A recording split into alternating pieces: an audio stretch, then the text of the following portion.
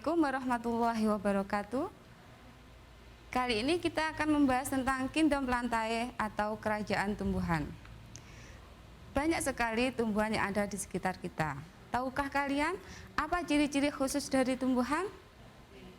Ya, ciri khusus dari tumbuhan yang tidak dimiliki oleh makhluk hidup yang lain adalah dia memiliki klorofil yang ada di dalam daun yang berwarna hijau. Untuk apa klorofil ini? Ya, untuk berfotosintesis, yaitu suatu proses untuk membuat makanan sendiri. Sehingga tumbuhan itu disebut dengan makhluk hidup autotrof. Kebalikan dari autotrof apa? Iya, heterotrof, yaitu makhluk hidup yang tidak bisa membuat makanan sendiri. Contohnya adalah manusia dan hewan. Selain memiliki klorofil, ciri khusus dari tumbuhan ini adalah memiliki dinding sel, di mana dinding sel ini mengandung selulosa yang membuat tubuh tumbuhan kaku dan keras. Selanjutnya, ciri dari tumbuhan ini adalah multiselular atau memiliki banyak sel, sehingga secara langsung bisa kita lihat dengan mata kita. Beda dengan dari Kingdom Monera kemarin, karena dia uniseluler, maka dia bersel satu, sehingga dia untuk melihatnya kita perlu dengan bantuan mikroskop. Untuk perkembangbiakan dari tumbuhan ini bisa dilakukan dengan vegetatif atau tanpa perkawinan dan generatif dengan perkawinan. Kingdom Plantae atau kerajaan tumbuhan ini dibagi menjadi 3 bagian. Yang pertama adalah lumut atau bryophyta, paku-pakuan atau pteridophyta, dan tumbuhan biji atau spermatophyta. Untuk lumut atau bryophyta, ciri khusus dari lumut ini adalah dia termasuk tumbuhan talus. Apa itu tumbuhan talus? Ya, tumbuhan talus adalah tumbuhan yang belum bisa dibedakan antara akar, batang, dan daun. Jadi akar dan batang serta daunnya itu masih sangat sederhana. Akarnya itu berupa akar rhizoid, akar yang mirip dengan akar pada akar serabut. Terus kemudian pada tumbuhan lumut ini ciri khususnya dia belum memiliki xilem dan floem sebagai alat transportasi, sehingga untuk transportasinya dia melakukan dengan cara ambibisi, yaitu penyerapan secara langsung dari sel ke sel ke seluruh tubuhnya. Contoh dari lumut atau bryophyta ini adalah lumut hati atau Marsanthia polymarva dan lumut gambut atau sphagnum. Untuk lumut hati ini gunanya bagi manusia adalah sebagai antibiotik. Jadi ketika kita luka atau terkena gigitan ular, penolongan pertama ketika di sekitar kita ada lumut hati bisa kita gunakan. Selain sebagai antibiotik, lumut hati ini bisa digunakan sebagai pengobatan hepatitis C. Untuk sphagnum atau lumut gambut ini digunakan untuk pengganti kapas. Biasa digunakan untuk pembalut wanita. Sekarang selanjutnya adalah pteridophyta atau paku. Ciri khusus yang dimilikinya adalah yang pertama dia termasuk tumbuhan kormus, yaitu tumbuhan yang sudah bisa dibedakan antara akar, batang, dan daun. Kemudian termasuk tumbuhan rhizoma, yaitu batangnya mayoritas ini masih tertanam di dalam tanah dan memiliki akar rhizoid atau akar semu yang berfungsi sama dengan akar serabut.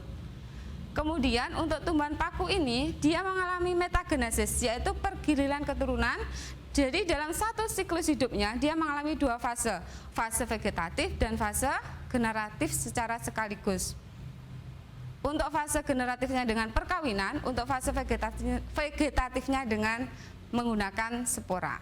Tumbuhan paku ini sudah memiliki pembuluh xilem dan floem, sehingga sebagai alat transportasinya tumbuhan paku ini bisa digunakan untuk tanaman hias ataupun digunakan sebagai sayuran.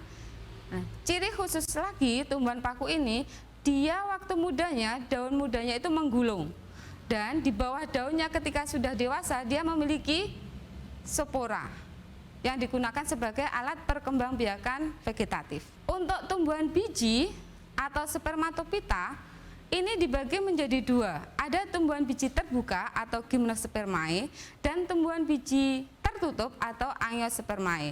Untuk tumbuhan biji tertutup ini ada dua, ada tumbuhan biji berkeping 1 atau monokotil dan tumbuhan biji berkeping 2 atau dikotil. Gimnospermae atau tumbuhan biji terbuka.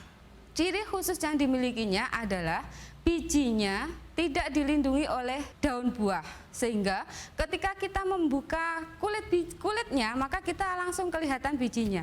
Beda dengan pepaya ataupun dengan mangga, ketika kita membuka kulitnya masih ada daging buah untuk melindungi bijinya. Ini yang membedakan antara Gimnospermae dan Angiospermae.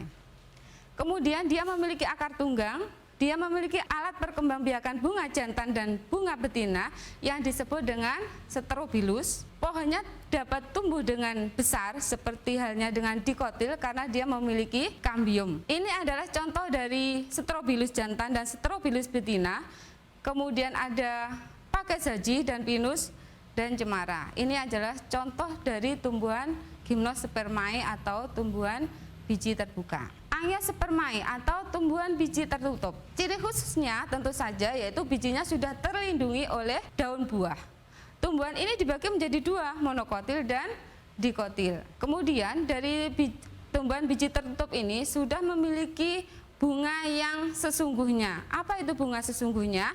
Adalah bunga yang sudah memiliki kelengkapan. Antaranya dia memiliki putik, yang di dalam putik ini ada ovarium, kemudian memiliki benang sari atau stamen sebagai alat perkembangbiakan jantan. Kemudian ada mahkota bunga, ada kelopak bunga. Itu yang dinamakan dengan bunga sesungguhnya. Ini adalah perbedaan dari monokotil dan dikotil. Apa saja perbedaan dari monokotil dan dikotil? Yang pertama, dilihat dari keping bijinya. Ini adalah perbedaan antara monokotil dan dikotil. Bisa dibedakan dari keping biji, tulang daun, batang, bunga, dan akar. Yang pertama, dari keping biji. Untuk monokotil dia berkeping biji 1 atau memiliki 1 kotiledon. Kalau dikotil dia berkeping biji 2 atau memiliki 2 kotiledon. Untuk tulang daunnya, monokotil ini adalah bertulang daun sejajar dan melengkung. Sedangkan untuk dikotil dia memiliki tulang daun menyirip atau menjari. Untuk batang, untuk monokotil dia memiliki xilem dan floem yang letaknya menyebar. Sedangkan pada dikotil memiliki xilem dan floem yang teratur karena di tengahnya ada kambium, yang mana kambium ini akan membelah sehingga menyebabkan tumbuhan monokotil ini bisa semakin lama semakin membesar, pertumbuhan melebar. Untuk bunganya, untuk monokotil, perhiasan bunga pada tumbuhan monokotil ini hanya 3 atau kelipatannya. Sedangkan pada tumbuhan dikotil, dia memiliki perhiasan bunga 2, 4, 5 atau kelipatannya. Untuk bentuk akar, tumbuhan monokotil memiliki akar serabut yang terdiri dari akar kecil-kecil yang banyak sekali. Untuk dikotil, akarnya ini disebut dengan akar tunggang, yaitu sebuah akar yang ada ibu akarnya, kemudian baru ada akar, di sampingnya ada akar kecil-kecil. Ini adalah contoh-contoh tumbuhan yang monokotil dan dikotil. Untuk tumbuhan monokotil, ada contohnya ada padi, jagung, pisang, kelapa, sagu, dan bambu. Untuk dikotil ada singkong, mangga, sawo, apel, karet, dan jambu. Sekian tentang penjelasan saya kali ini tentang Kindomlantae. Saya akhiri sampai di sini. Assalamualaikum warahmatullahi wabarakatuh.